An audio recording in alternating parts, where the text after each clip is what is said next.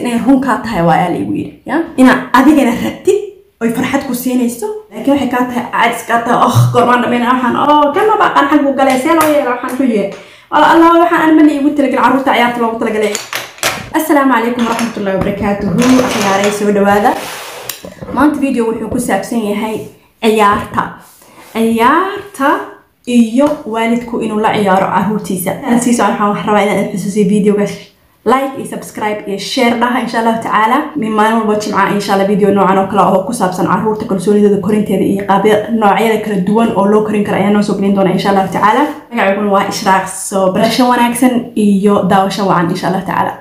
maanta waxaan rabaa inaan ka hadlo hadii Ilaahay yiraahdo ciyaarta iyo doorka ay ka ciyaarto caruurta kalsoonidooda oo la koriyo iyo muhiimadda ay khaasatan leedahay waalidku inuu la ciyaaro caruurtiisa marka hore waxaan rabaa inaan ka hadlo barnaamij ku saabsan muhiimadda ay leedahay ciyaarta iyo kalsoonidooda si u koriso caruurta waa ciyaartan ognahayba waxa waaye wax door weyn ka qaato koriishaha caruurta iyo waxbarashadooda si wax ku barsiyaabay wax ku bartaan caruurta waxa ugu badan iyo nom ciyaar ciyaarta ay waxbarashada u soo dhexmartaa nolosha barashadeedu caruurta waxay ku bartaan ciyaartu marka ma aha wax ciyaar waa wax very serious ah kaalin weyn ay ka qaadataa barashada nolosha barashada iskuuleed marka anoo isleeh mawduucaas ka hadal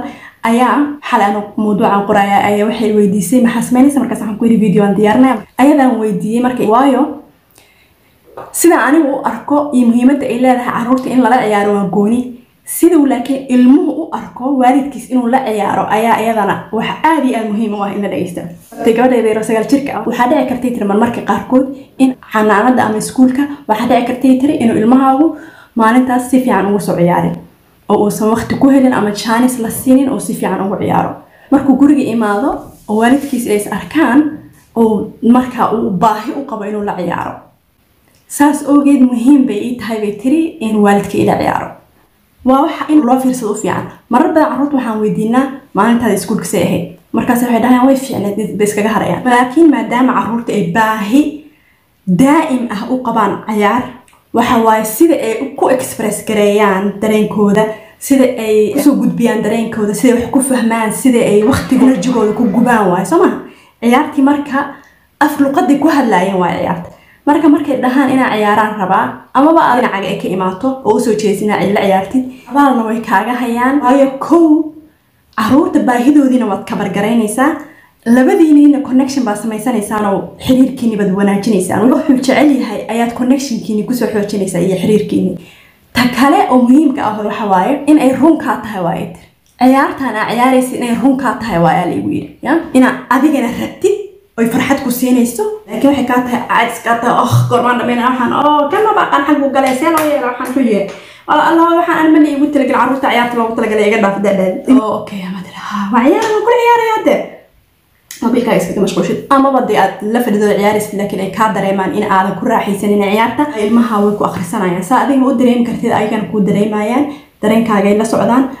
ina u soo jeedidii inta marka waxa waaye in ay rabtid oo adigana aad ku enjoy gareynaysid waa leeyri si anaga ina faa'iido nagu yeesho halkaas waxa nooga muuqatay iyadana ciyaarta caruurta inay wax mawduuc serious ay tahay mawduuc dhab ah waxa lagu yiri adigana waa inay runka tahay waa inay soo jeedid waa inay ku raaxaysanaysid xiriirkiina markuu sii kobcinaya wixii marka labadiinaba focus siinaysan oo energy galinaysan oo u soo jeedaan ya xiriirkiina marka uu sii kobcinaya nooca waxay doontay noqon kartaa ilaahu ma ahaat maantana barafkiina isku turtuuraysiin inta dhabar ku qadina la ordaysid ku lamina la ciyaaraysid wax la dhisdhisaysid guriga ciyaaraysiin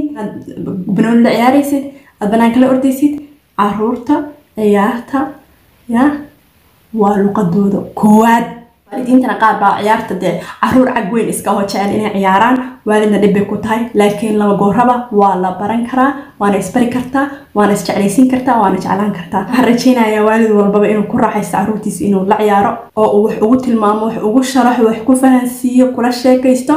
eegoo wada ciyaarayaan inta jimcaha kale is arki doono waxaan idin leeyahay ciyaar wanaagsan wassalaamu calaykum warahmatullahi wabarakaatuh